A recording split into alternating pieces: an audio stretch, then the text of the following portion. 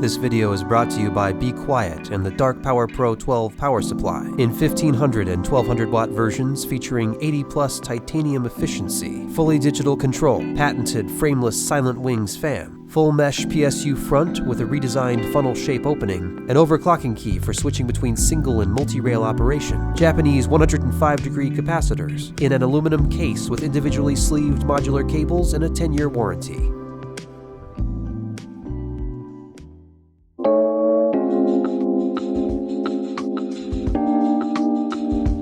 Hey everybody, welcome to the PC Perspective Podcast. This is episode 600.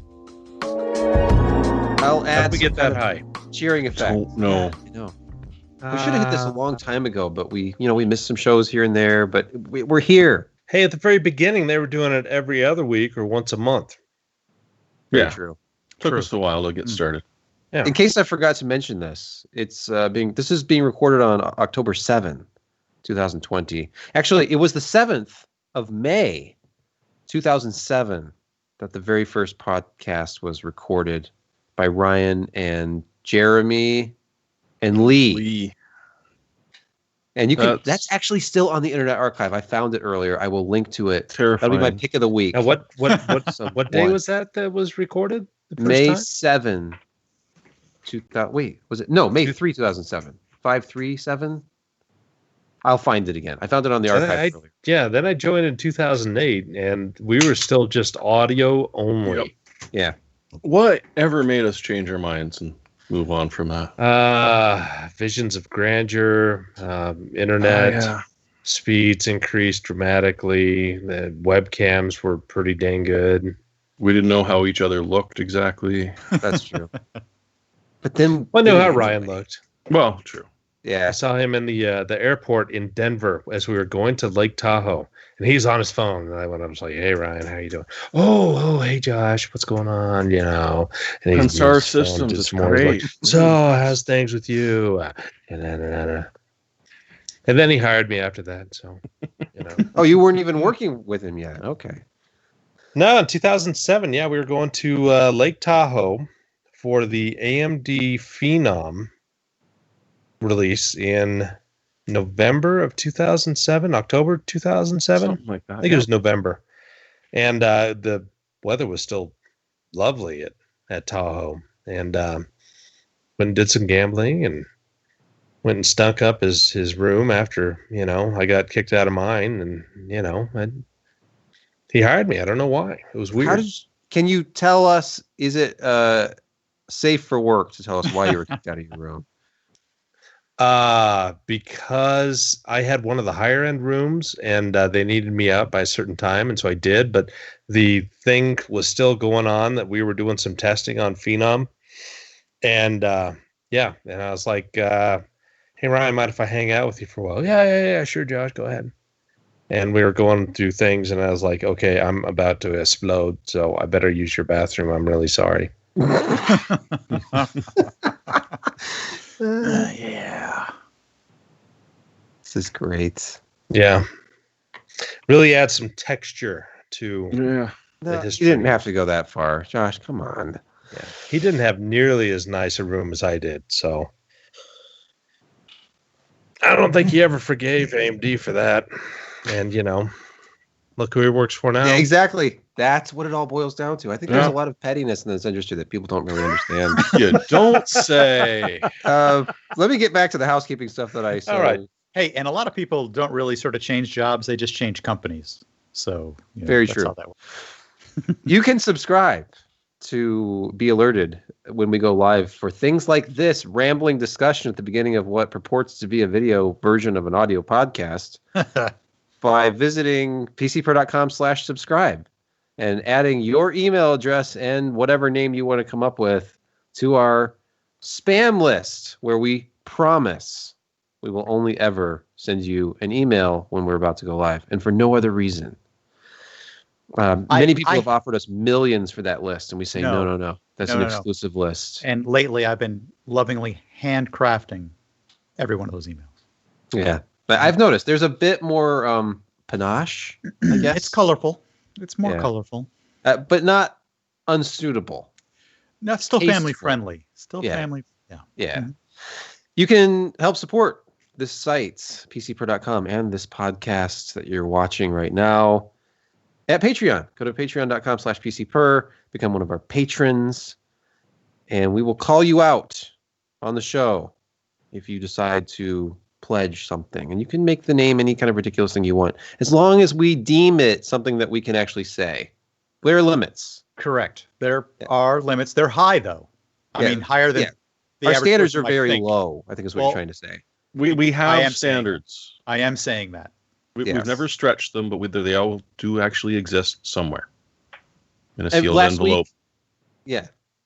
Last week at this time, I showed a painting that was constructed by one of our fans at some point in history. I won't inflict it upon you again. Go to last week's show, watch the intro to see that artwork. But support that. Support people being inspired by us to create fan art, like Soren, Yes. who creates incredible things in On the fly.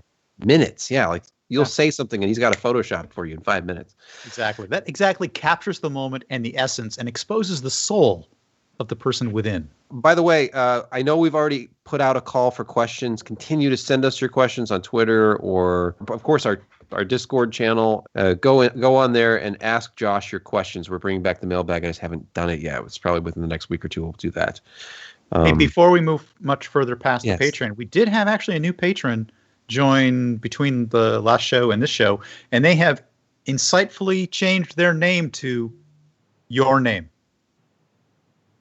Wait, their name just says your name? No, literally, YOUR space NAME. You are like the worst Abbott and Costello ever. Yeah, it's not good. If We didn't only rehearse it this wasn't at all, true. and it shows. The burger update, Josh. Me. Everybody waits all week. They All get week pissed long. at me if I don't get to it right away. Right away. The burger update. Did you have a burger this week? I did. It was today, and it was really good. It was the good old hayfire with double patties, half pound of meat, and chipotle mayo, jalapenos, pepper jack cheese, and pepper relish, all on a toasted sesame seed bun. Remind me Quite to not tangy. invite you over to my hotel room tonight. No, that involved a lot of drinking the night before Okay. and a lot of rich food. Lots. You know what? Looks good.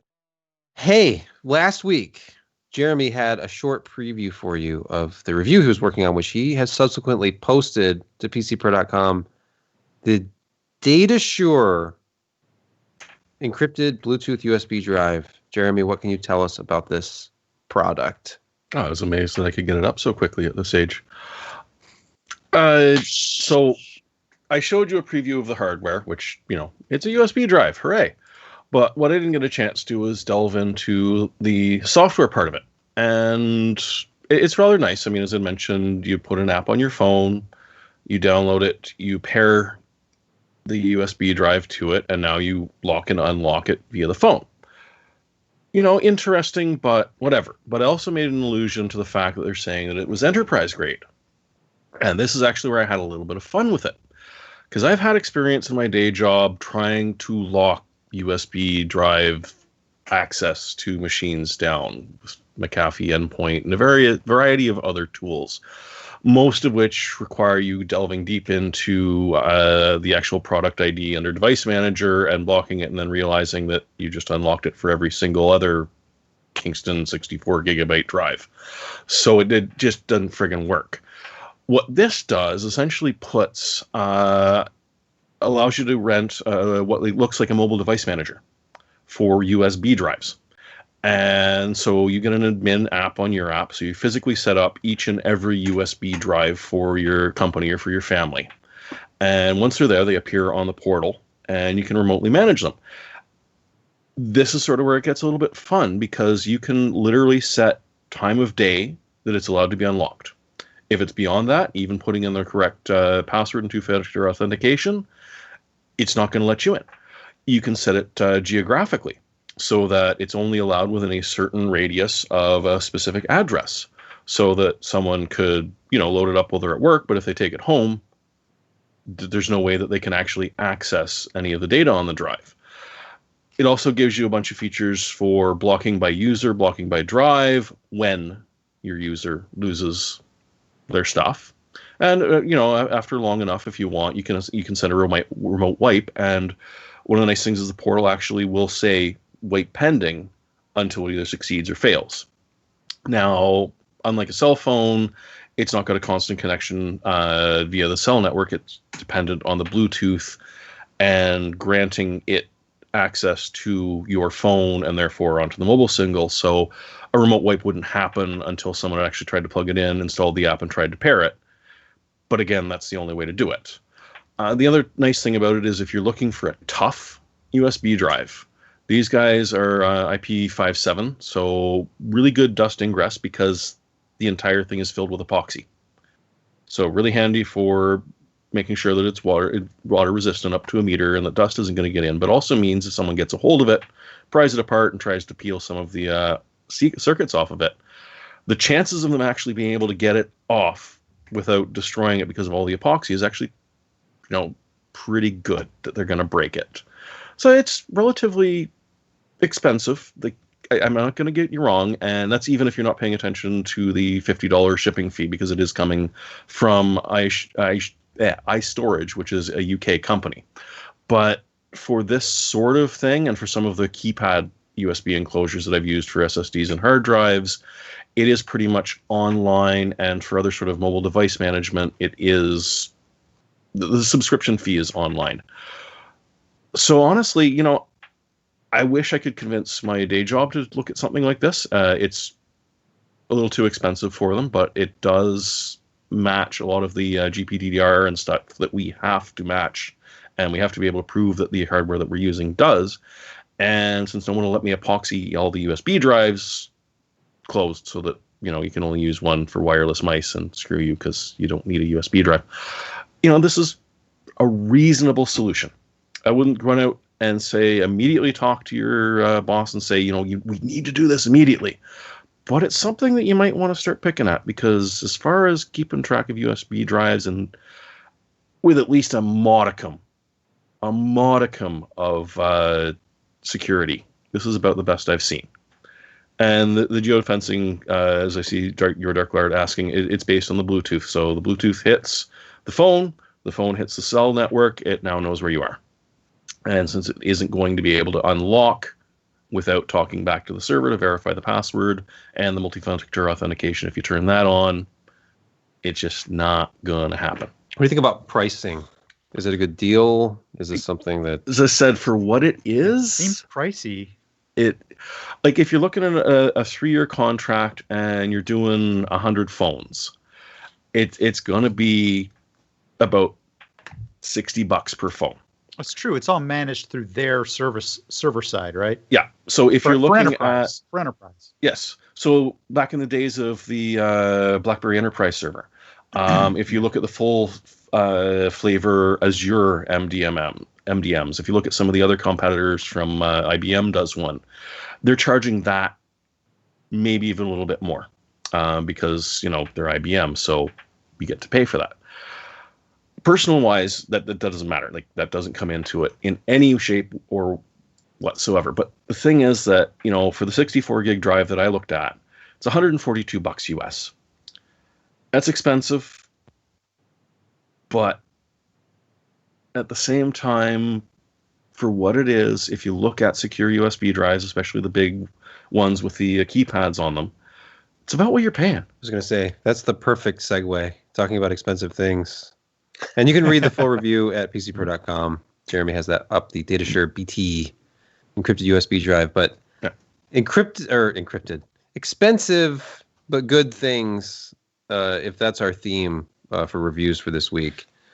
This next one fits that perfectly, because we have, I click on the review here, Corsair had sent us the K100 RGB, I believe it's the K100 Elite. Did I not correctly list the product name here? Let me go to their website and look. This is compelling podcast video right now. Gaming gear. Is it under Don't gaming look away. gear? F it, Where we'll would do it even live. be? Keyboards. There we go. Keyboards. It should be the featured keyboard. I got that. RGB mechanical keyboards. It doesn't say Elite. Okay, for some reason I thought it was Elite. All right. K100 RGB mechanical gaming keyboard. There are 2 flavors of this. We got the Corsair OFX or Optics. I don't know if that's how they're abbreviating it. Mechanical. It uses lasers. Yeah, man. Maybe not lasers, but it sounded cool if it did. Just like, kind of like, is this like a Topre? Am I completely misunderstanding how Topre key switches work? Like the Real Force keyboards that let you change the actuation point in software. Are those not optical mechanical? Anybody? Don't know. Okay, thank you. That was helpful. Yep. Moving on. We're here. It comes to this attractive packaging. Because audio our listeners, technology imagine. Sorry, Josh. What?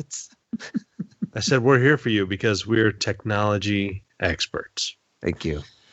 Audio listeners will appreciate the photography, the box that I'm talking about, the design of this. If you've seen any reviews for the K95, the K95 keyboard that I recently reviewed looks very, very much like this. They've gone with the same aluminum frame.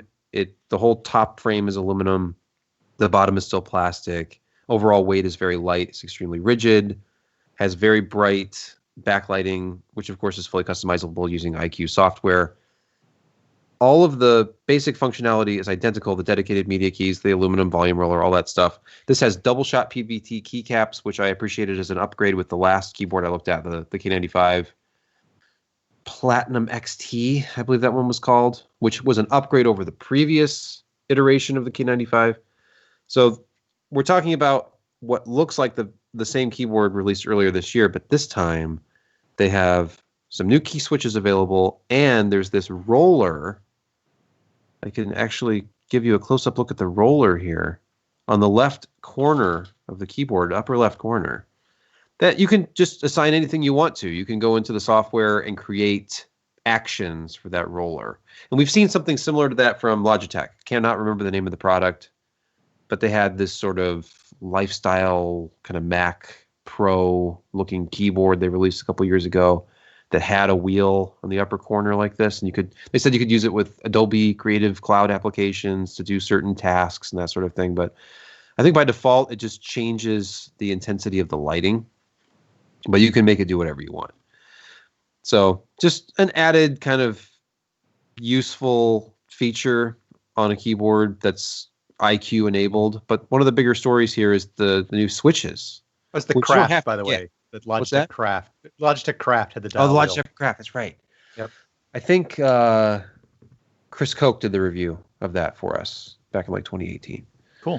2017. Anyway, they're using this new, very shallow feeling key switch. It's the OFX, optical mechanical key switch. At 1 millimeter actuation distance, so it's like a speed switch. The overall travels 3.2 millimeters. That's more shallow than like a cherry red. I always think about cherry reds or blacks when I think linear key switches, which is what this is. And what's kind of interesting about this is they're not going with any tactile switches with this launch.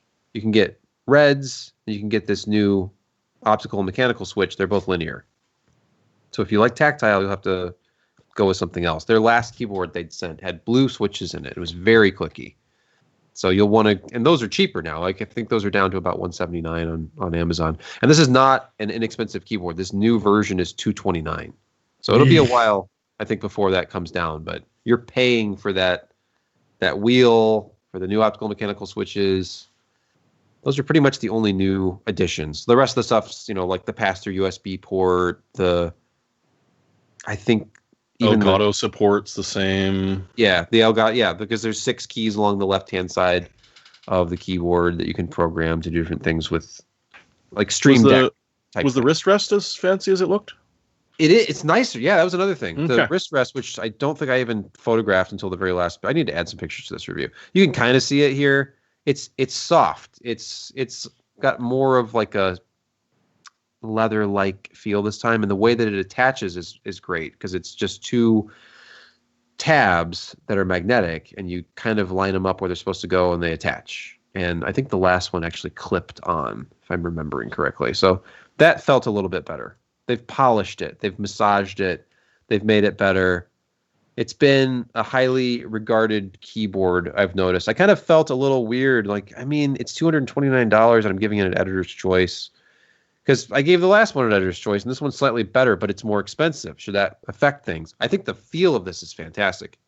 The combination of these PBT keycaps, and I don't like shallow switches myself most of the time, but I think the weight of the keycaps helps. Anyway, no more about the keyboard. It is expensive. I have noticed, though, I go around and I read other people's reviews just to kind of like do a sanity check. And I'm like, wow, everybody's raving about this thing. Okay. All right. I don't feel too bad about it then, even though it is expensive. I just need to stop talking and move on to portable storage. If you're watching this video, you're a great candidate for local storage. And by local storage, I mean storage that is not online. That's my spiel for this. Sold. Crucial is talking about, adding storage to anything, fast storage to your devices with these new devices of theirs, which are the X6 and X8 portable SSDs. You can see me in this photograph if you're watching the video. Can you plug them into the Xbox? Yes. You can plug them into anything. Really? Yeah. Anything. What about an NES? They look like a cartridge. Yeah. You can try. I hear the toaster. I hear the shape of these things. Can you put them in a toaster? Are surprisingly rubbable. They are. Let's see. Compatibility is listed as Windows 10 and 8.1, Mac OS, PS4 and PS4 Pro, and a footnote number 3 that I forgot to delete. Xbox One and Xbox One X, iPad Pro 2018 USB-C model. I'm assuming that means or newer. And Android. Just Android. The word Android. If you have Android in your home, you can plug this into your Android, and it will function. I don't have Androids in my house. They're kind of creepy looking. You spray for them? I mean, you rub the skin, and it's kind of rubbery and a little chilly, and even if you put lotion on it and throw it in the well, it still doesn't change. And it's awful. It doesn't get upset about it either, too. So it ruins the whole feeling. We're still talking about Androids? No. Okay. Let's talk about the cake. Let's talk about the design. If you look at the right-hand side of your screen here, or audio listeners, imagine skipping this across the pond, and it would just go forever. Yes. Imagine a small squircle. It's about 3 inches square, very thin, rounded corners on a square.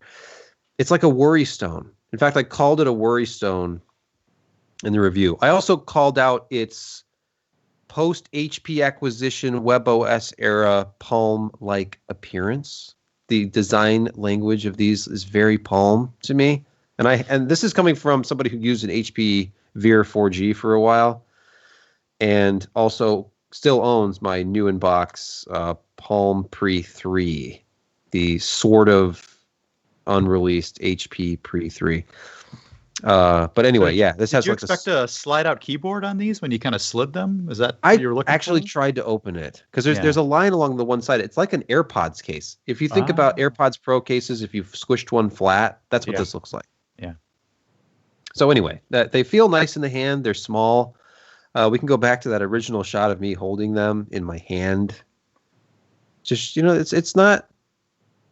They're not big, but they're 2 terabytes of storage each. I should have mentioned these are 2 terabyte portable SSDs. That's the big. X8. What's that? That's big. Yeah, the X8 can go up to the full 10 gigabit per second limits of about, they say, up to 1,050 megabytes per second. The X6 can hit 540 megabytes per second. That is their claim for the performance. So to verify this, but the speed. Think about that a second. I mean, that's external. That's not 5. That's 10. You got to be on the 3. What is it? 3.2 in order to hit 10 megabit. Yeah. Could you do 3.1 Gen 2? I'm not following. 10 gigabit. I don't remember. Didn't it have 10 gigabits for that? But there was power I can't remember because they've screwed up the nomenclature so badly. Yeah, with USB 3. You know what? You might be right. Early on, it might have been 3.1 Gen 2, which they then changed to 3.2. You might have a point there. Maybe. With or without super storage? It's all I SS. I just realized I probably wasn't showing the screen when I was talking about the design, but I'll add that in post. Performance, I ran high-end professional benchmarks like Crystal Disk Mark. And you can see, if you're looking, otherwise I will narrate this for you, the X6 managed a 560 megabyte per second result with QDepth 8 single-thread sequential 1 gigabyte file performance, and writes of up to 508 megabytes per second. So under certain conditions, it can exceed the specs.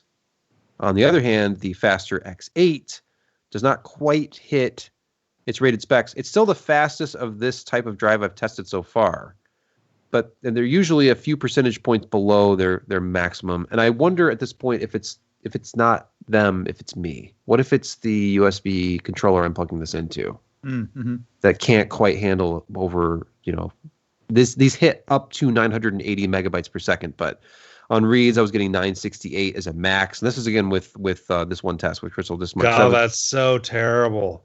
I could live with it. 60 is awful. Oh my gosh. Oh. And you can look. Send it back. Give it an F. And it's external. It is external. Thinking about trying this in the PS4 Pro. Just, I haven't filled it yet like I did my old PlayStation, but I did some file transfer tests and speeds were much more, they were really close to what you would expect. I was getting up to 500 megabytes per second reads with the X6, up to about 475, 480 writes. And then moving over to the X8, I was getting real world like 800 megabytes per second. It topped out at 832, I believe. That's what I have on my screen grab here. And writes were much higher, though. Writes were almost 1,000, 990 megabytes per second in this little screenshot. So they're fast. They're fast. Now, pricing. This is the big thing. Value. Yeah. They're new. 2 terabyte SSDs. Yeah, think about it. What would you pay for a 2 terabyte portable SSD? $5.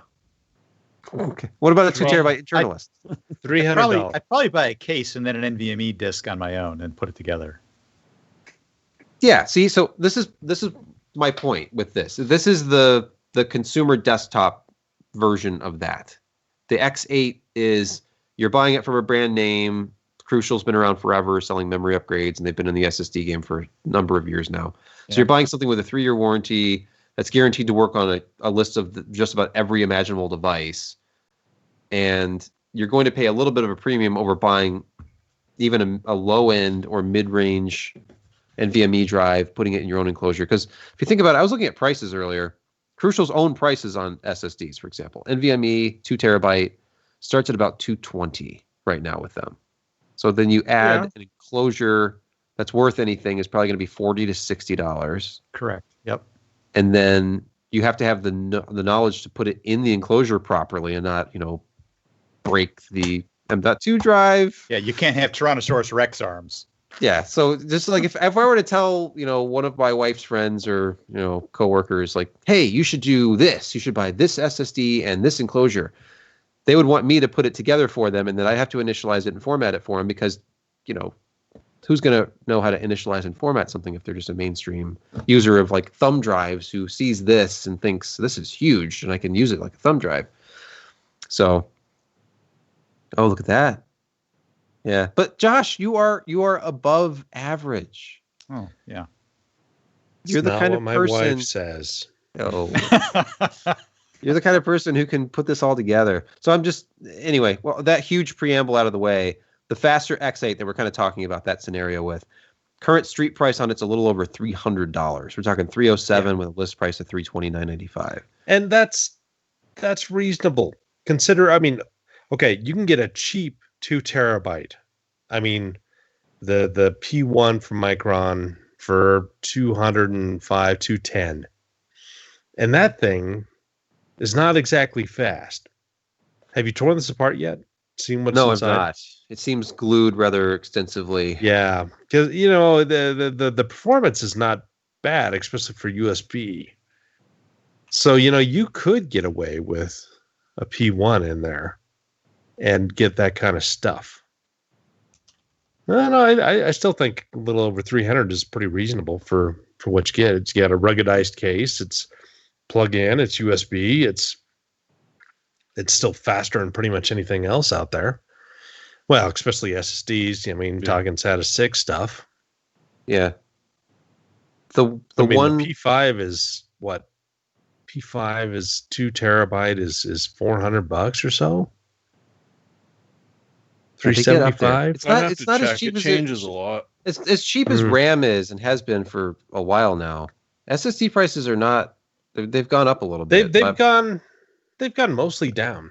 Yeah, I mean they really have. But yeah, I mean there was a time last year that they really hit rock bottom and they went back up, and now they're heading back towards rock bottom. 10 cents a gig.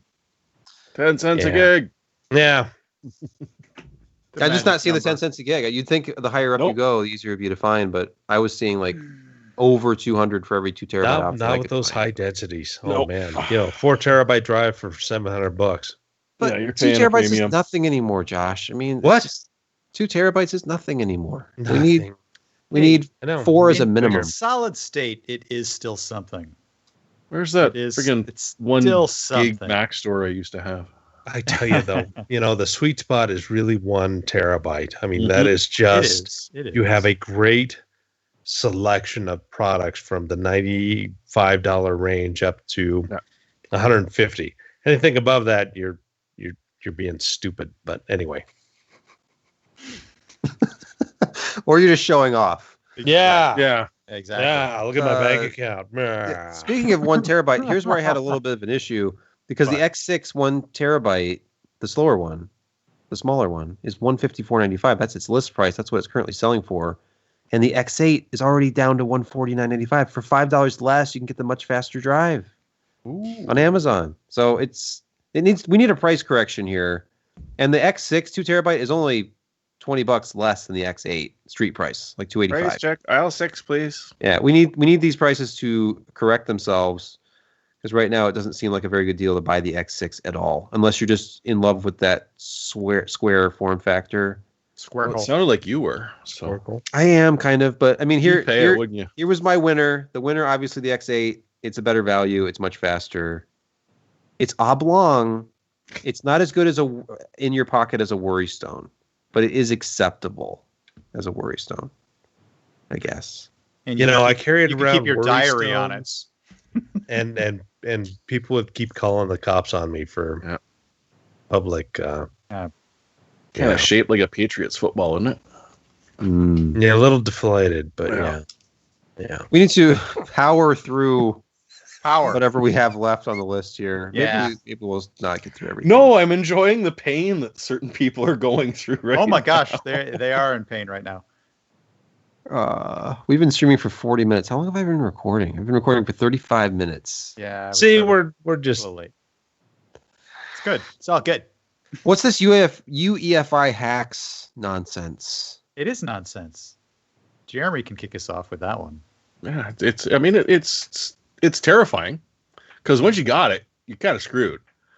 But like as I said, the number of UEFI hacks have doubled from the one that you probably remember, which was Absolute CompuTrace, and the fact that if you could get physical access to a laptop, you could modify that wee little chip, and since it was designed to phone home in the case that your laptop was stolen and let you know where it was, what they did was actually put in malware that would phone home, say, is this particular virus installed at the moment? Nope. All right, well, let's install this little bit, and then we'll install this bit and that bit and the other bit. Because the fun thing about UEFI is it happens at boot. Long before any of your security software can kick in, long before any of your mitigations can start. And so what they've seen is because of this CompuTrace thing that happened, Kaspersky Lab and a couple of others have now been selling for some people at an incredibly high price software which will check the actual firmware on your machine and compare it to what it should be. And lo and behold, quite a few different ambassadorial staff members from several different companies. Recently, it was discovered that their system's UEFI had a lovely little hack on it that would check the Windows startup disk at boot or the Windows startup folder at boot. And if there was not a specifically innocuously named Intel update.exe, then it would copy that down. And that would then again go out and infect your machine, because by that point, yeah, you might remove it, but the next time you boot, it's back. And then it's back. And then it's back until you can try and flash it. And because it's going to be programmed outside of what the normal flash would be, there's no guarantee you're actually going to overwrite the bad bits. You may well have to desolder it and pop it out. So, I mean, it's almost impossible to implement. Not impossible, but almost. And once you've got it, good luck discovering it, let alone trying to protect yourself from it. Now, are you going to do the hard drive one, Brett? Because that's I'm going to do the Mac version of this, just to try and regain some of my you're one of those Mac using people credibility sort of thing with everybody to say you've never have anything bad to say about the Mac. It's not true. I just try and tell the truth sometimes. But first, I want to make sure that everybody notices that I had Sebastian's plumber come over and install an electrical conduit for me. So just make sure. It's a very nice. Hire that guy. Very competent. That is conduit. It is PVC actually. So I son of a. I stooped to PVC on that, right in the middle of the floor, straight up and down. That, and I festooned it with RGB. So there's that. The Mac is actually susceptible to something similar, not quite UEFI, and this is a certain sort of synchronicity going on here, because the chip that's being attacked from a Mac perspective is the T2 chip that was installed from 2018 to about 2020. And the T2 chip they put in there as a security monitoring device. Yeah, familiar story, eh? It's great. The weird thing is that it's actually based upon the A10 architecture. And this was from the 2018-2019 timeframe, which was had a hack on it that and they didn't really put two and two together until a little bit more recently. But there was a subversion of that called the Checkmate subversion. And they finally figured out that the T2 chip was actually also susceptible to that. And in combination with what's called the device firmware update, or what they call a DFU mode that they left on inside the chip, they could subvert that with the Checkmate, drop it into DFU mode, and then essentially sideload pretty much anything they wanted into that space on a Mac equipped with this. Gain root, insert stuff whatever they want, keyloggers, the sky's the limit. Again, physical access required, so you've got to have like a subverted USB stick, a bad Thunderbolt port with some data on it in order to kind of get in right at the boot, very similar to the UEFI deal. And if you could get in right at that point, you could own the device. Physical access required, Macs not immune. But I thought that was humorous. Yeah. And then if that's not upsetting you enough, there was the guy who installed Linux on a hard drive. That was actually cool. Now, everyone does that all the time. They can do it on a CD. You can do it on a dead Badger, for crying out loud. No, he literally took a small little code board, attached it to the JTAG header on the hard drive, and installed Linux on that. Yeah. And then boxed it back up, or at least could have. In his case, he was just testing out to see if it would work, and is now sitting right at the very basic ARM processors that your hard drive uses to run, and is able to send commands to it willy-nilly and pull data off it however the hell they felt like it. Apparently that hard drive has 3 cores in it, by the way. Yeah. It's 3 CPUs, all with different ways of moving the data in and out. And he was able to actually change data in mid-flight to inject other programmatic things while the data was moving from the hard drive to the CPU derived, destined memory under CPU control, and he could inject any code in there he wanted. So, yeah, it was 2 Ferocions, which I haven't heard of, but maybe you have. Mm-mm. I guess there's a reason why ARM is bragging about shipping 180 billion chips. Sure. Yeah, you got three cores and a hard drive controller that are basic cores, mine, but yeah. Well, I remember back when J Micron had their first terrible SSD controller, and then they talked about their next generation. It had 2 ARM CPU cores in their controller, and they were expecting a significant improvement in performance, which, it did. But when you're talking about the original J Micron controller, anything is an improvement over what that did. An abacus. So, they've replaced a lot of these things with somewhat general purpose controllers because they're so easy to program to. Well, and they're nowadays. cheap as chips. And they're, yeah. Yeah. Well, I think Western Digital is now going all to RISC-V. And, they have their CPU design group, and they just take the RISC-V instead of licensing from ARM. And it does the same thing because it's all a closed environment to them. I mean, nobody except these guys are going to be getting in there. So, yeah, why not? Oh, they still leave the JTAG pads there, so someone will figure it out. Handy. Somebody will.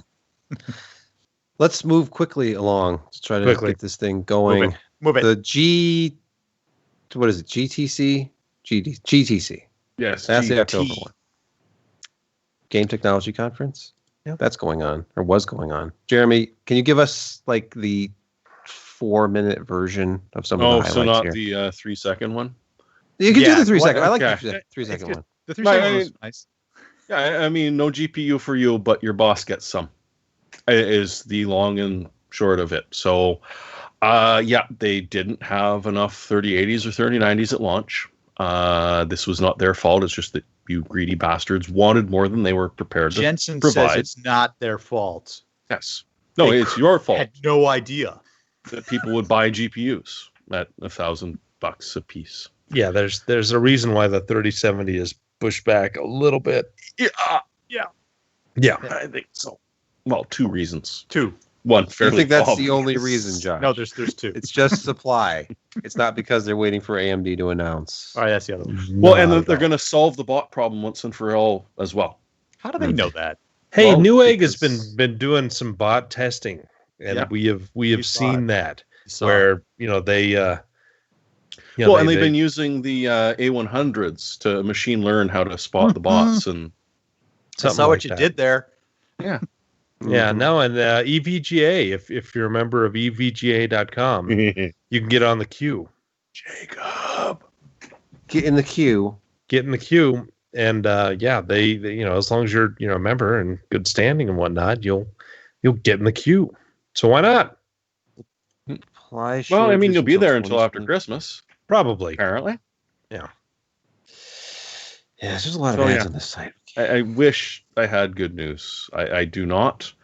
I was told a couple of weeks ago before launch. I was like, what? Talked to somebody, source in the industry, and it's like, what is availability looking like? Is it looking like the 10900K? And this person was like, haha, no, it's not that bad, but it's not much better. So it's like, you're going to see some available at the beginning. They're going to be scooped up. You're going to see people selling them secondhand for way higher prices. And this will go on till the end of the year. And sure enough, NVIDIA announced supply is going to be very slim through the end of the year. So, Hey, speaking of NVIDIA, the I was gonna 3070, say we on the- mentioned this. We alluded to this. Yeah. It's been delayed officially. Yeah, Yes. 28th, 29th. 29th. No, you're thinking of the AMD announcement, Brett. The Yeah, 29th sorry. is when the 3070 will launch. I'm often confused. They're so coincidental. Do you think the 3070 will have new specs depending on what AMD announces? It'll go from whatever to it'll be slightly higher. GDDR6. You mean they'll I- up-clock the memory? Yeah. Maybe. I really don't think so. I think that they're far enough in production that they're doing this for, I think it is 2 reasons. One, to see what AMD does, and to maybe take some of the wind out of their sails. Oh, for sure. But yeah, they're 8 nanometer. I don't know how good it is doing for them. I think it's better than some of the worst expectations and some of the rumors, but I don't think it's nearly as good as what they were hoping. And so, Yeah, which is I don't odd know. because that's what they went with for their professional cards as well. The two new ones. They flipped off the TSMC 7. Yeah, I mean it's the same chip than the 3090. Yeah, essentially. Yeah. But they've adjusted things and clocks and memory bandwidth and whatnot. But yeah, it's well, they it's essentially released bizarre. two of the same card. One's active for a machine and one's passive for the Servers. server racks. Yeah. Let's move quickly along to our next topic, Quickly. which is What Josh and I GDDR5. just covered. Jeremy, I feel like it was just yesterday that you were telling the world about the introduction of DDR3. And now here we are, just 13 years later, and we have DDR5. So quick. And honestly, Something I wouldn't have put 2007? odds on SK Hynix. Yeah, it's Yeah. 3. Yeah, it's not been long, Josh. because DDR2 was only like 2006. 6. Really? Wow. Yeah, because that's when FM2 came out. Not FM2, but AM2. Yeah, And that AM2. was DDR2. Or you could get the SDR version. No. Because there were a couple of duels. Hey, I think it was Abbott. But goddamn A7A266. Abbott, shut up. Hey, You I had a silly board Abbott. with DDR and DDR2, and I thought this is the ultimate platform for testing stuff, and I never used. Guess the other. what? They were No, unstable as hell with 2 memory controllers. And yeah, it was DDR and DDR2. Sorry. Yeah, no. Are you sure? No, Because SD the only it was SD-RAM SD and and DDR. Yeah, those Like are that those boards. A7A266, which gave me my name in the forum many, many years ago. Yeah, it's bad news. Bad schmecking. Hey, one last note on the news. We're a day early to talk about any AMD stuff because they're not having their announcement until tomorrow.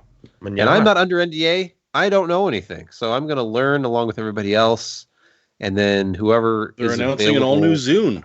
Yeah, It's I hope the so. music player for Wait, the are you next thinking generation. of the other company? Did I say AMD or Microsoft? Anyway, No, it's we'll do great something. soon. We'll do some. They're sort all of the same special company, event to talk Sebastian. about our reactions. By our reactions, I mean Josh's reactions to Zen 3.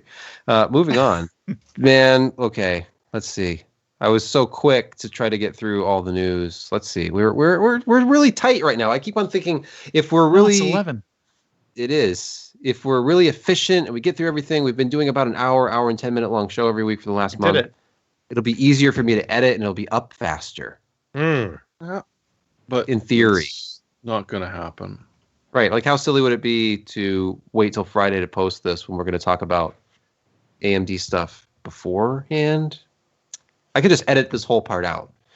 Like, And you missed Josh and I going on about the Cambridge one, which I'm kind of curious about because that's too quick to be fully taking advantage of the NVIDIA AMD or NVIDIA ARM partnership, which is kind of what I was hoping that supercomputer would be because that would be frickin' nifty. what is it? It's supposedly the fastest supercomputer in the UK, not the Yes. world, just the UK. 17th, I think, overall. Yeah, and so it's going to be a combination ARM and NVIDIA GPU supercomputer, Yeah. which of course last January, CUDA was ported over to ARM, and they've done more stuff, and they talked about it in GTC as well. Yeah, they're going full in, obviously, because they're buying ARM. Yeah, Well, they're A100s. I know. Assuming they don't get blocked. They Of course. won't. I think You that don't think so? they really are complementary, and the things that they've put in place is protecting a lot of current license holders. Yep.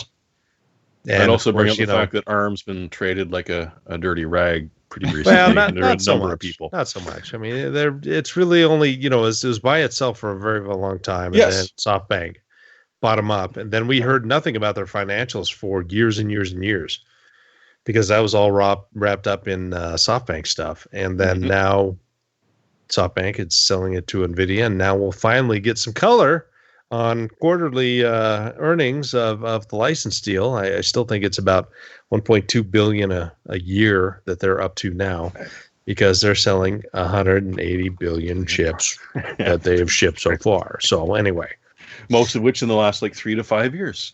in the last 5 years, it went from 70 billion Yeah. to 180 billion. It's You insane. can do the math.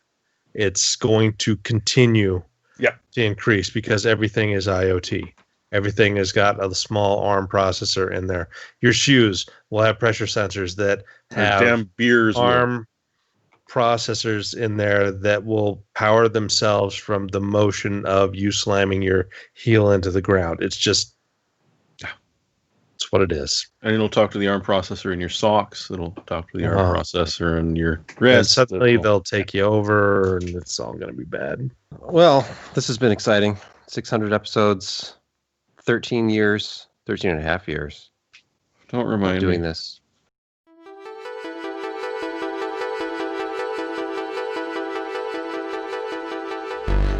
Oh, hi! He's been here for a Ray. while.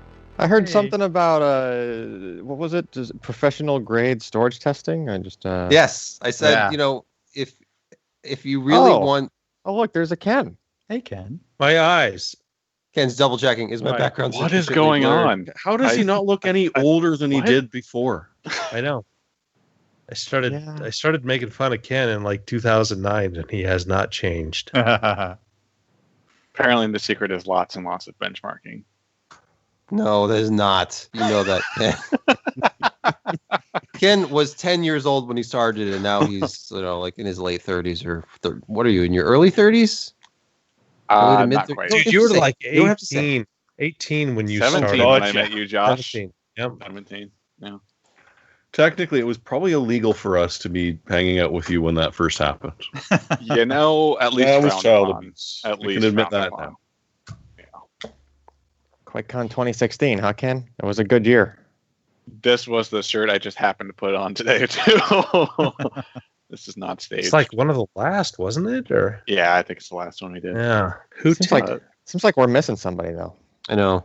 It would be a reunion if we had Trying to get the guy old who band started back this whole together. thing. Yeah, he's up past his bedtime nowadays, apparently. Yeah, He might be kids, drunker. He might be drunker than wives. Josh right about now. I don't know. See, after show fans know that Alan likes to stop by from time to time, but Ken? What? What? Hey, it's Speaking of whiteboard drunker than man. Josh. Cheers. What's on the Secrets. whiteboard? Anything we can't see. What's on the whiteboard?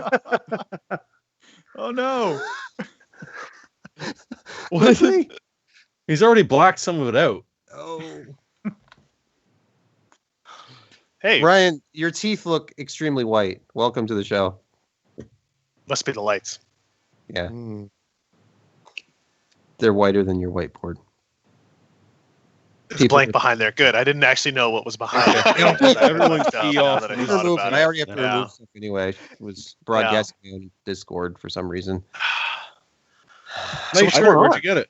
Joke stuff he had on the whiteboard. Oh, I actually will say I think Alan's gonna lie, but I was legitimately already wearing this shirt before I. We just had that Nice. conversation with my QuakeCon shirt. I just put this on this morning. I was laying on the couch, watching the vice presidential debate like a good citizen should do on a Wednesday night. No wonder you're so tired and about to fall asleep. And then I had this on my phone. I was gonna call in for my phone, but it turned out this was better. Only if you do it Welcome. from the car. Welcome to the workspace. That's not what that's I where the thought. magic happens. Like, are you up With on your Yoda. loft? Is What is Yoda helping you? Yeah, I'm up in the loft. Yeah, working from home. It's great. See, here's old Ryan would have had like 2, maybe 3 high resolution monitors, sweet gaming PC, high end laptop. Now he uses a Mac. I mean, Yeah. I do Yeah, have not a even Mac. very well, disappointed you didn't apparently. do the tin siding, spray painted behind you. Oh yeah, yeah. That's There's true. still a piece of that kicking around that he could There put is. up in the background. It's still at the There office. is. Yeah. Hmm. Say herb for So that. I do have a Mac connected, but I have it connected to an Acer ultra wide display, but it's also connected to a gaming PC down there. So I'm covering the bases. Oh. Gaming PC, he says. Who Like games something. anymore? He doesn't use it. It doesn't have unreleased hardware. I promise. Oh, Fortnite is a yeah. game, Yeah, right? Fortnite is a game, right? Yeah. I don't see Ryan playing Fortnite, but I don't know. Only That's for totally- he advertising can't. anymore. He's on the Apple side. Go That's to totally what he Island played. R1003. Yeah. You can view the 11th gen rotating in the sky. What do you It get? doesn't What do you have guys a been doing? backplate. Yeah. We don't have any specs for Do you. you really want to know? That's fair. Maybe I don't. Let me move the lotion bottle off the screen. And Oh my! Well, that just You know means you're still doing the thing you were doing before. Come on. I assume the lotion bottle is just why it's all blurry behind you. yeah, well, What he did and before you it guys was, joined, a gentle application of Vaseline on the Exactly. It softens Yes. the lens. he did a remarkable job because Yeah, he's taken crystal over clear. from that from me. Did you get him a stencil, Sebastian, for his Vaseline application? You can't Well- see your cool poster in the background, though, Josh. Yeah. Oh wow. Yeah. I can't You even know, make out the the Josh Ripper. It just box. looks. It actually, when I looked at it now, it looks like Olaf. That's what it looks like. It's all You're about definitely a perspective, parent, right? aren't you, Ryan? It really does look like Olaf. Well, you got no excuse. You're not really a parent. I've got a great idea for a new T-shirt, guys. Uh-oh. Oh man. So So you guys this. made it Guess to what? 600, huh? Yeah, Yeah. it should have happened a while back. We were a little behind, but I was trying to project out if we could possibly make 666 land on Halloween. That's not going to happen unless we start doing this like once every 2 weeks. What was the date of the first episodes, Jeremy? I I think you guys just said it Sebastian like dug it 13 out. years Yeah. ago or something. Well, I was looking on the archive earlier. It was May 3, 2007, I believe. Episode 1. 2000. Oh wow. See, I mean- 2007 doesn't feel like that long ago, but also like forever feels ago. like forever since I started the website, right? Like it's kind of hard for me to imagine a time when we did the website and didn't also have a podcast Right. to go with it every week. So the Kind fact of. that I did it for 7 years before that is kind of crazy. Yeah. Yeah, time compresses so very, very strange because I started mine in 97. I was remembering going to an event in 2001 and I thought, wow, it worked so hard for all that long to finally get to that. And then I look back and it's like 2001's 19 years ago. That was 4 years that it slips. And then 2004, I it sticks out in my mind. That was the GeForce 6000 series. I got to see you in San Francisco at the Masonic Lodge. Oh yes, I remember that. Yes, I remember that event, walking up the hill to get to it. Yeah. Yes. My thing today that I realized that time has passed very quickly, just this year in general, was that I had got new wheels and tires for my car, and they're sitting in the office.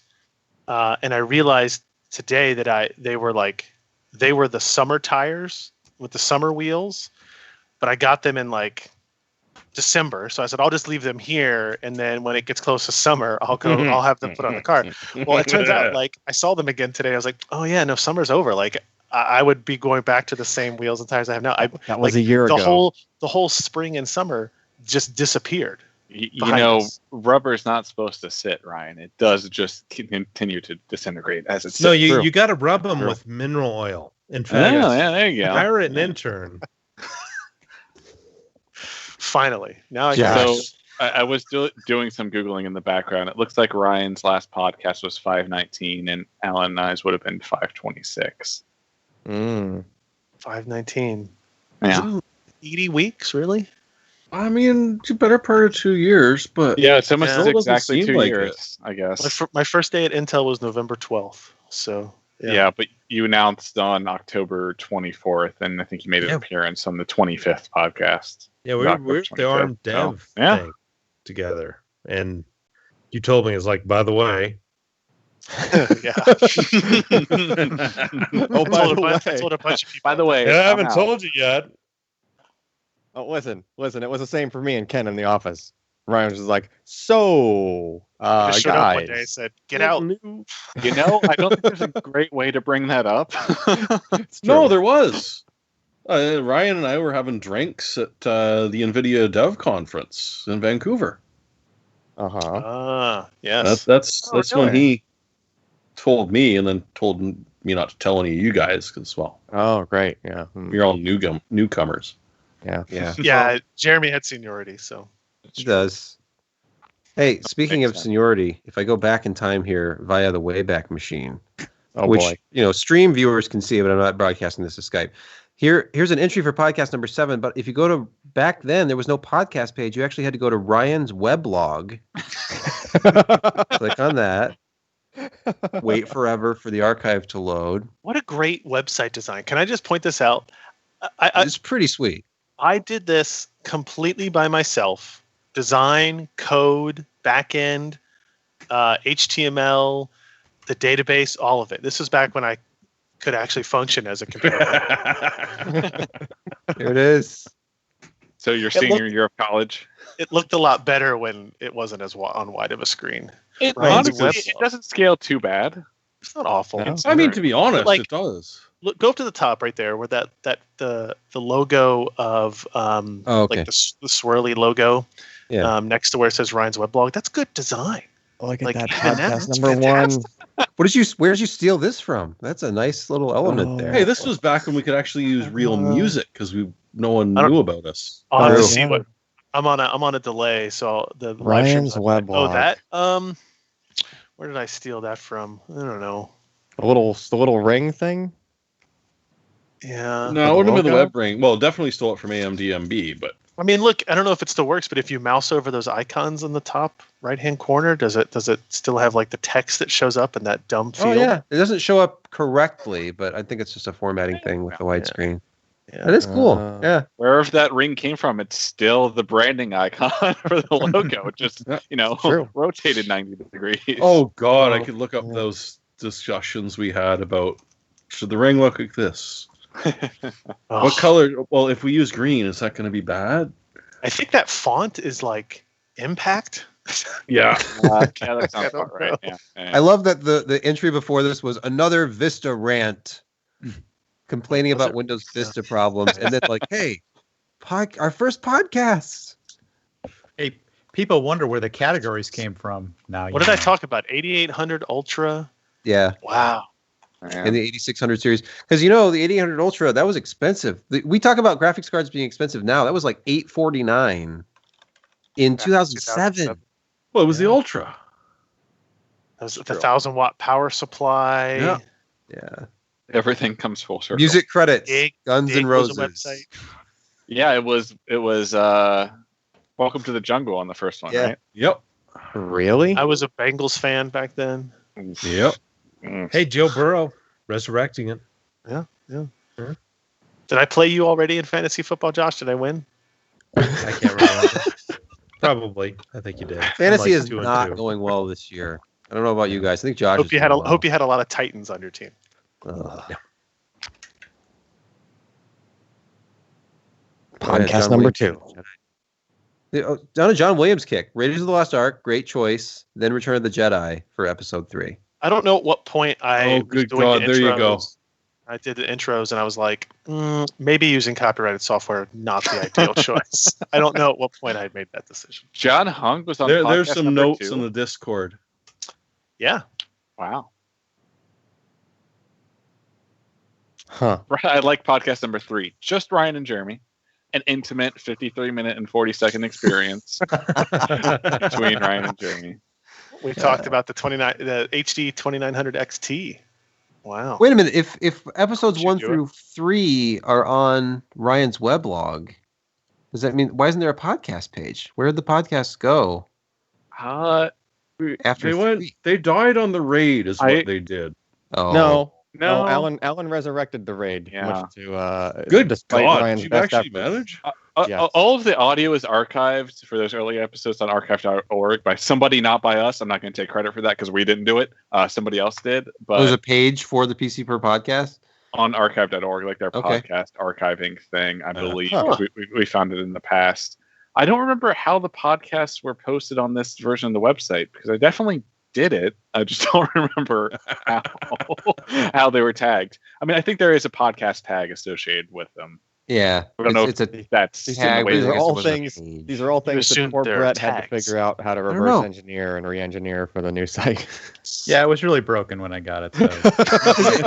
It's under subject editorial manufacturer general. So it's Exactly. posted as a That sounds review. right. Yeah, well, Exactly. the stairs were Thank you. broken. Right. But look how I integrated the dot into the RSS logo. I mean, come Let on. me go back. Let me go back. That's good. Well, Brett I see. got it.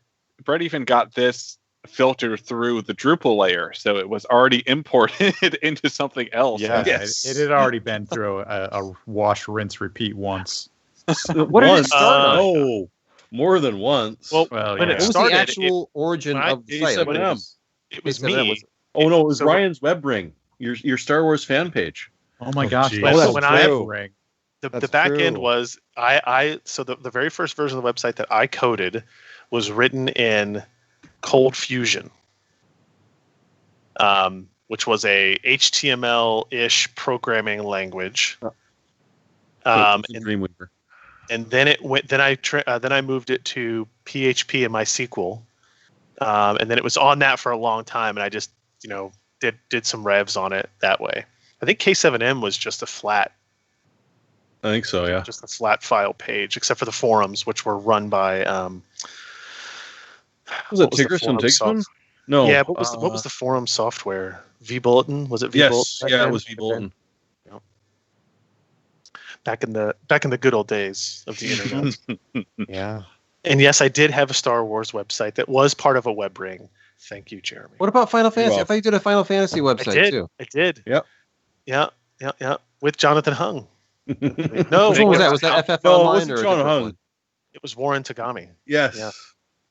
Yes. we Think did of a how Final- different the future could have been if you pivoted into that area instead of PC hardware. Just infinite possibilities. Yeah, like that AMD logo, classic. Mhm. Also made exclusively by me in probably Paint. Yeah. Or No, for sure. This And is then more I advanced stole than it Microsoft Paint. for, You a probably study put a at drop home. shadow on there, and it's not a drop shadow. I'm pretty sure I just duplicated it, changed the transparency. You did. it's You got know, like I a sort stole of that Nike for, swish the aesthetic to it here. holding for the frogs for the study at home, and Dave Pender actually picked it as one of the winning logos. It's another great design. I love it. It was beautiful. Moused over things and they changed colors. Like, I mean, I don't know what else you need. I know somewhere probably 3 or 4 years ago we found some hard drive you had with the backup of the Cold Fusion website, and we could never really figure out how to run I don't know. the Cold Fusion backup, as it turns out. I still have a couple of AMD shirts in my closet that I refuse to get rid of. Like good embroidered polo shirts from 2002. Oh, As all the best shirts are. the kind you wear to CES when you're showing off Yeah. your site. Exactly. The kind that are 65% polyester, 35% cotton. Oh, whatever the best was in 2002, I'm sure I got it. Yeah, yeah. I still have in my basement. I don't know who will remember. There was was it a Lian Li tower case, like full tower case. So probably, I'm thinking like almost waist high.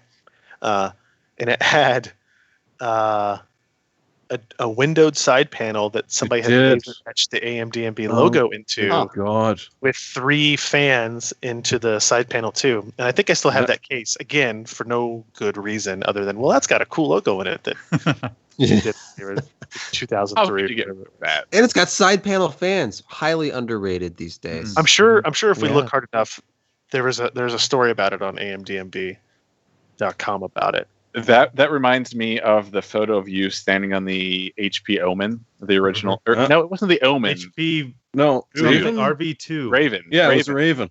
Yeah. The Raven case. Some name I like convinced that. them to send me a case that didn't have a system in it. It was only the case. And you told him you were going to stand on it. And it's almost going to stand on it, and I did. But I don't think I ever built a system in it because it couldn't fit a standard power supply or something like That sounds very right for the era and OEM machines. Just for old time's sake, let me get up and Uh-oh. Uh-oh. What? Oh man, He's going to show us his ass. You're gonna again. Oh, retrieve something? He's going to show something. Just for old time's sake. What is... nice. Oh. 900 Nice. XT. There it is. Half-Life 2. That's your fault, Josh. yeah, sorry, you mentioned the 2900 XT, and it's within arm's reach, Yeah. Of course. and you don't want to see the dust on the top. Where's my bingo Okay, card? you do. Ugh. I don't have any. That's impressive.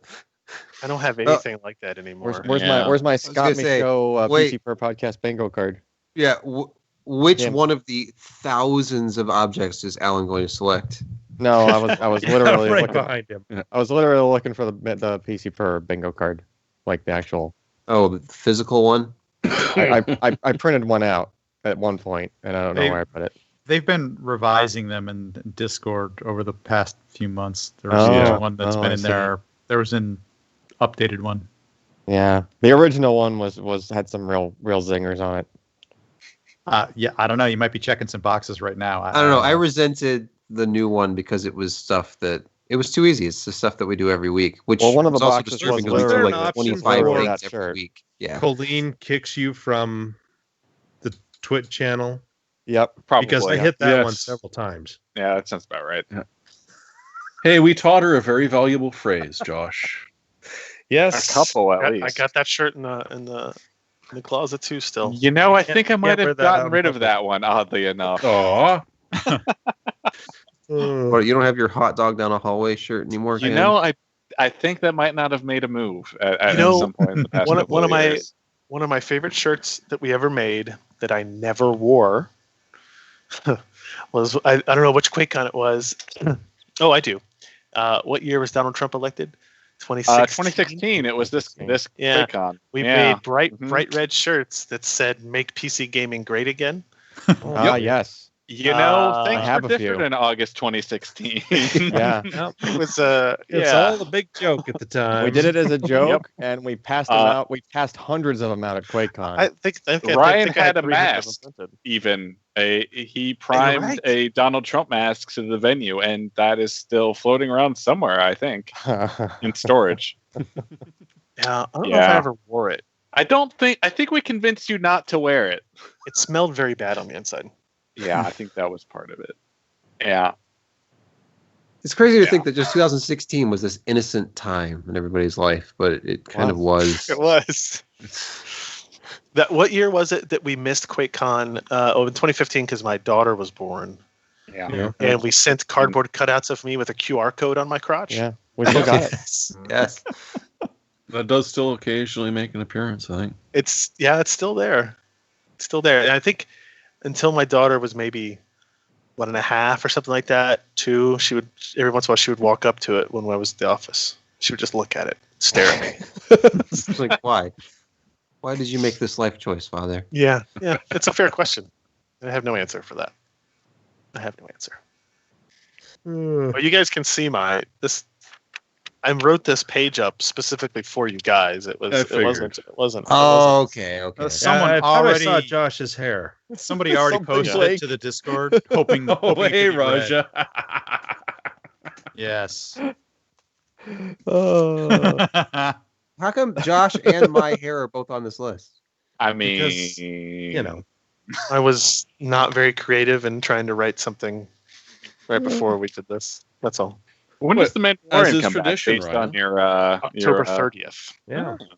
Nice. What are you drinking, Ryan? Well, what were you drinking? It was Blanton's. Oh, Oh, wow. you can still get Special that? occasion. I can get it because I have a friend who is in the Navy, and they sell it at the PX there, and they only allow one per purchase. And he doesn't drink bourbon, but he buys it and sends it to me. Just throws Oh, one in that's this card nice. every time he goes to the exchange. Pretty much. So I have a Nice. nice little 4 or 5 bottle kind of collection Wow. that floats nice. at any given time, right? Yeah, well, I'll be sure to go get my 12-year-old Pappy and, you know, I mean, I Parade have it. some Yeah. stuff like that too. If you want to, I'm having to Okay. look this Gonna- up. Do you have? if it's a the, bourbon waving contest, Josh, we can do that. Is this it? Like this I'm gonna unique go looking get bottle another with Frig a then. horse and rider? the horse on the top. Yeah. Yeah. Yep. and there's 8 different horses, 8 different positions of the horse to spell out the word Blantons. That's what she said. And if you put them in order, it looks like an animation of a horse running. Wow. And it's good bourbon. It's not like world shifting bourbon, but it became trendy, and thus it became hard to find. This used to be something that, like, when I was in school, or even probably until like 2010, you could just go into any grocery store and pick it up at any point. Actually, I think the first It's time really I came out- 2015 that it really Is that started what to it get. was? Yeah. I think Hard one of the to first get. times I went out to Petaluma to meet Leo, he asked for some bourbon since I was coming from Kentucky, and I brought this, like a bottle of Blanton's, and it comes in a nice like bag and box and Velvet stuff like bag and that. Yeah. But now it's like hard to find, and you can't get it. So I've never, Well, Ryan can get it. I've never shown this on the Mm. podcast, but this is the That trinket seems unlikely. This is the trinket that Ryan sent to me in the envelope that said "Welcome to PC Per" when he hired me on. He sent me one of these Galaxy Is that like little a keychain. dead GPU? little Or keychain dead GPUs that he had. That's like a G80, which of course they had plenty of dead GPUs. Because they Yeah. had. Yeah, I've got one in my. Yeah. So Ryan was like, "Welcome to PC Per. Here's a dead GPU have a keychain. on a keychain."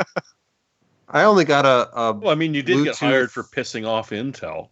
Here's your sign. I'm look at where I am today. Yeah. I got a This Week in Computer Hardware Bluetooth key finder thing It had my with face Ryan's on it, face didn't it? on it. Yeah. Jeremy, Yeah. it was the other way around. He's like, "You're hired. Now write this article that's going to piss off Intel." Oh, great. Thanks. Thanks, buddy. Okay. It's good content. Think about it. Hey, it Didn't seem to was. hurt you too much. Craptastic SSDs. It fixed SSDs for the Craptastic. future. Yes. Mm-hmm. Sebastian, That to your was point, weird like because when I got hired, Ryan sent me a belt extender.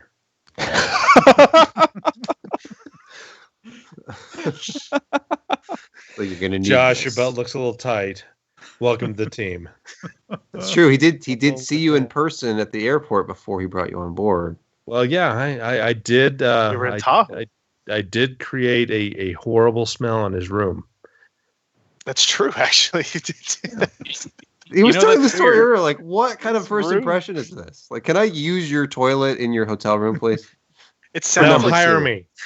it sounds like such a bougie situation, right? Oh, Josh and I were vacationing in Tahoe, and on our limo ride to the airport, we conversed about joining forces and him coming to work. It didn't help because there were people talking about Stargate and how funny Stargate was and how it changed their life. And Ryan and I are just looking at each other thinking, get us the fuck out of this limo.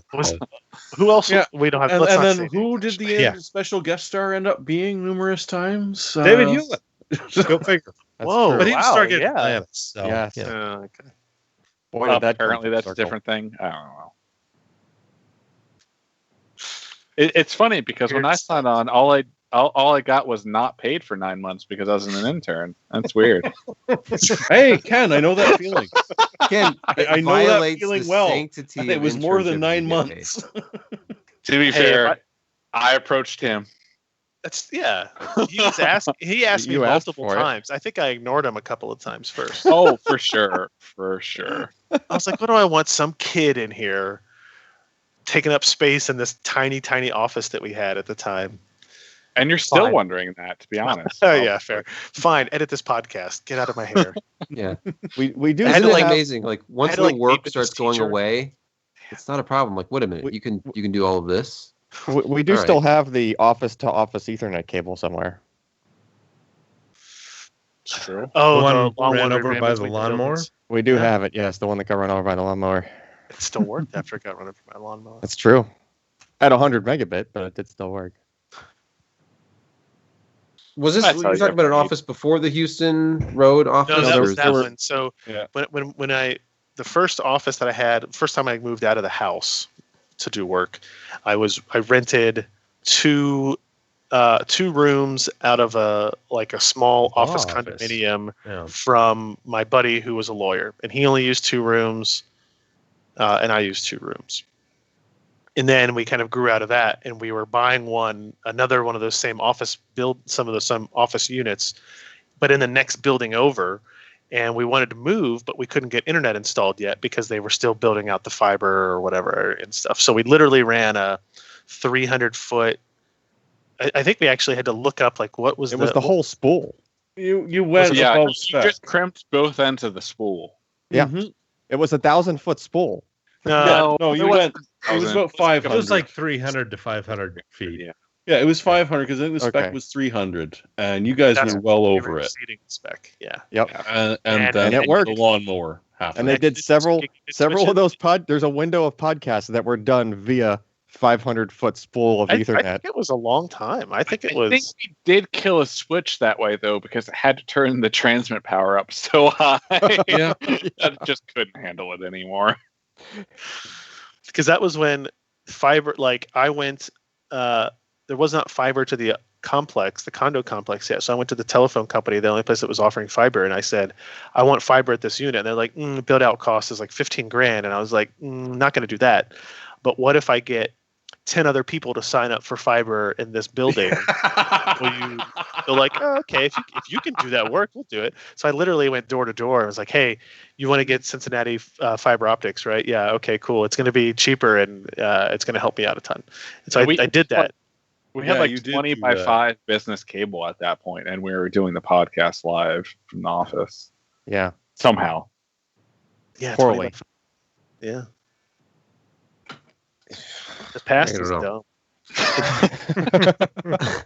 I don't know why this even happened, but earlier this summer, somebody from AT&T was going around putting little door hangers on everybody's door, and it was like, hey, fiber is available on your street. Because somebody got it installed. It might have been the school that's down the road from me. And I just get to piggyback off of that line. But Yeah. I just immediately jumped on board this gigabit symmetrical fiber Yeah. for no apparent reason. Just You don't need it. You just I want don't need it at all, It's fine. but I have 900 plus megabits up now. Wow. So at the office we have gigabit fiber, but at my house I only have 200 megabits, 300 megabits. Aw. And they I- have fiber literally matter. across the street from Ryan and my's Oh, do they? neighborhoods. Like across the other side of our main street I'm pretty sure is like Well- Cincinnati Bell fiber. You know the solution. Run 500 feet of Cable. Ethernet. Yeah. You know what works?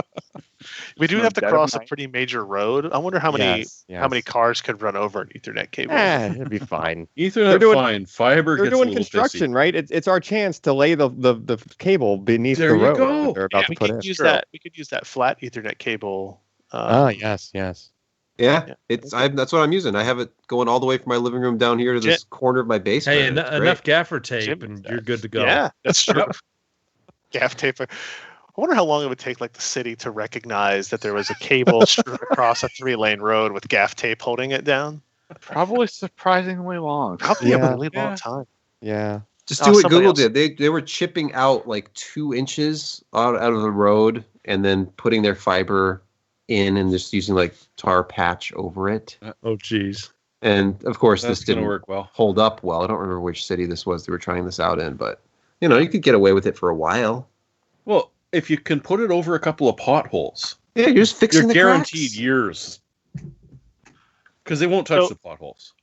Actually, another interesting thing about old time the old websites and internet connections, Athlon K7M.com and AthlonMB.com were both hosted at their inception at the place that I worked, which was a mom and pop computer shop called Software and Stuff in Florence, Kentucky. And they had Not quite as had successful as SoftBank, but real Yeah. close. we had Not a software, symmetric- etc. Software and stuff. correct. That's where they failed. We had a symmetric 1.5 megabit T1 line, Yep. and that's what the website was hosted on. And then when I got fired from that job for working on the website, Really? that's what happened. I got fired from they said I was working on the website on company time, and I was like, I mean, I guess technically that's true, but there was literally no work to do. Like, if there's no computers in here to repair, what am I doing? If you can lean, you can clean, Ryan. Yeah. apparently. Yeah.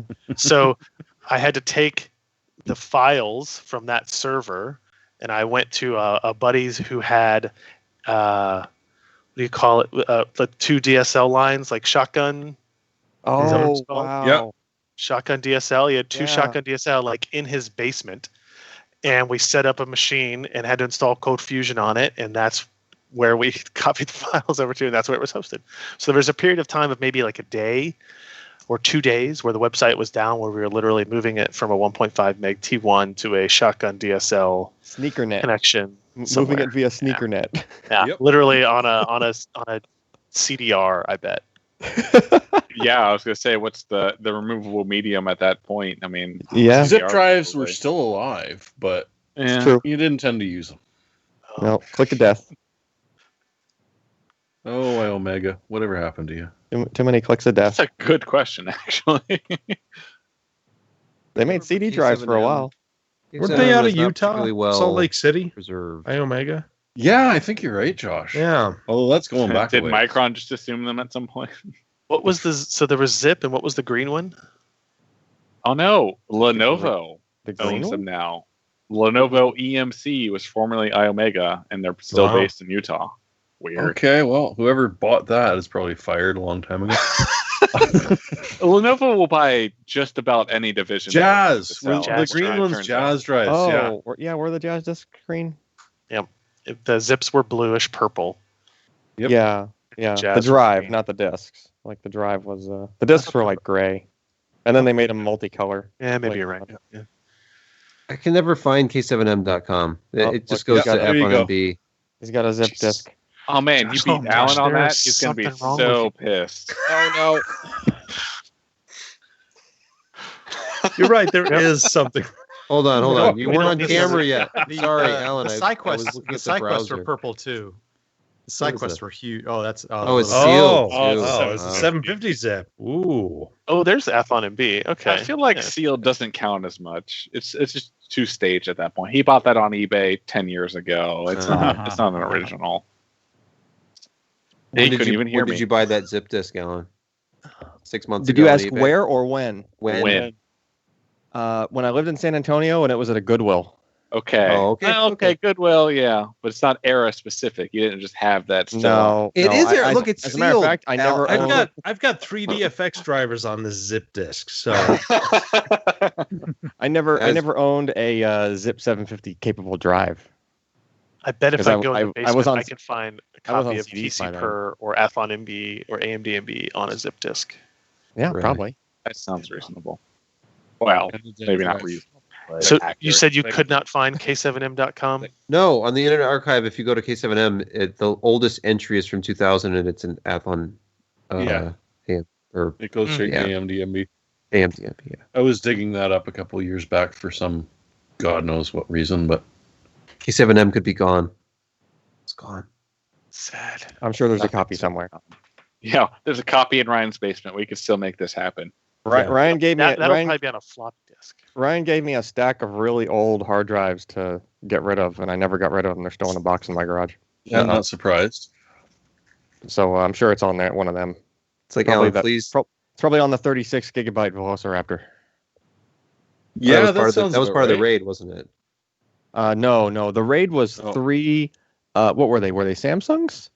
No, Yes. they were Samsung. They were Samsungs. Yeah. I think they might have Were been they? like the Samsungs too.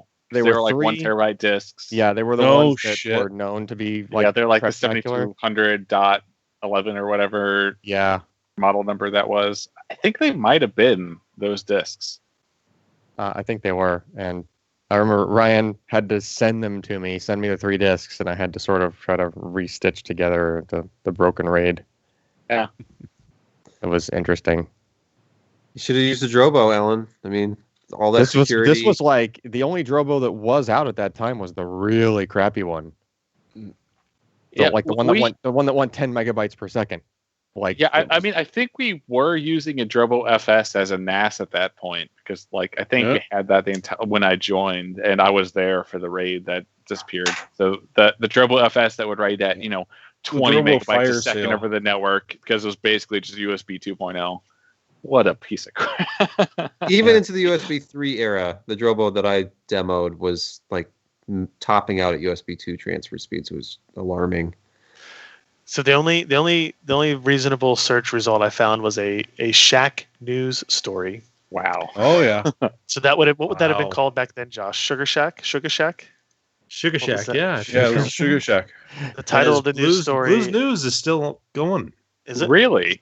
The title Yeah. of the story is New K7M BIOS. Asus has released a new BIOS for their K7M motherboard. Grab it from the file section over at k7m.com.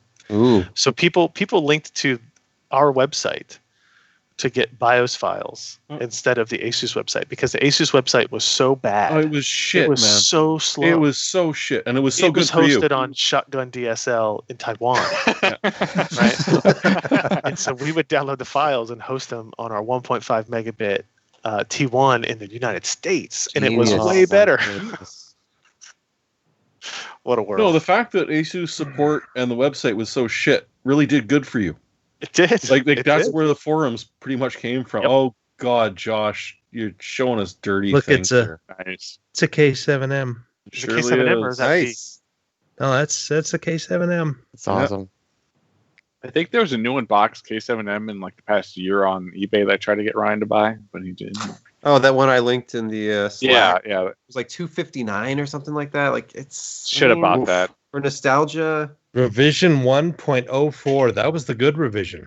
You put a Thunderbird on that, right? I can't remember. No, this is a Athlon 700 on here. Okay, non Is Thunderbird. that the high end of the first Athlons? No, No, it only went to 650. 700 was the next kind of Oh, bunch.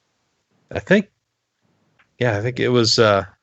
They originally were going to do 450, but then they said, okay, we're only going to do 500, 550, 600. I remember then- one of my then most they did popular, 650 and 700 were next. one of the most popular stories that I wrote early on in that was the Golden Fingers Roundup. Yep. For people who don't know, the golden, if you could, I don't know if you could show them on the board, Josh, or on the processor, but like there was a part that had I'd some exposed. have to tear off the case to get to the. Oh, golden don't do that! fingers. Don't do that. Yeah. Yeah, but there was like exposed connections where people built devices that would plug onto the top of the processor. And then Change they the had dip multiplier. switches, and you could change the frontside bus and multiplier speeds and that kind of stuff. yeah, back when overclocking involved math Yeah, or pencils. and pencils. And binary. And then you had to go to what is it? The window defroster repair kit, because you had to go Oh, over yeah. the actual lines that they had to cut redraw the traces. into the PCB. Yeah, Yeah. yeah. That I do have within arm's reach. What the? Oh, Pencils? 4B, Oh, 4B pencils. Yeah. The extra lead content Ah, to be able to just. I mean, why are you paying for one of those pens to do the traces when you can do this? And besides, when you screw up, you can erase it. Right beside this. Obviously, Remember when we used to use these oh, sanding? Yeah. heat sink lapping? Oh yeah. oh Some man, people still do that. At this point, the machine's Where's better than I am. Maury? I Where's convinced Maury? a friend of mine to try lapping with honing oil, and all he did was lap and lap and lap and lap. It's not doing anything. Put some more honing oil on it. He never forgave evil. me. We could do wet lap. Oh, you got to use honing oil. It's so much better. Oh my gosh. Oh, obviously I was too early for that stuff, but I did tape over a pin on my Q6600 to unlock the front side bus, so it feels like of a similar. All right, gentlemen, it's time so to get happy your fire. 600. Happy Yeah. 600 indeed. Yes. Cheers. I drank it, but cheers. Here's to 600 more. Oh, please, God, no. bastard. Wow. You No. bastard. No. And thus the curse was set. And this week in the PC Per. I watched the Pirates of the Caribbean movies recently. There is a curse now. Sorry, guys. Oh, Okay. Thought you were gonna go, I'm gonna set up a sister site called ML Depends. Yeah, it's We'll review different machine learning enabled adult diapers, and It's forward thinking, Josh. You know, It Josh, is. you're making light of that, but that's pretty forward thinking of you. is your grandpa at 100% capacity? It will ping my cell phone. We're there for you before you know It you knows need it. when I go before I do. Yes. Gosh. I've never been more regular than right now. All right. Enjoy it while it lasts. You're not very Yeah. regular. Oh boy. I think I need to sign off. But hey, Yes. Me thanks too. for joining Thanks us, guys. thanks. Yeah, you bet. Original podcast team. Good seeing y'all. Thanks for having us.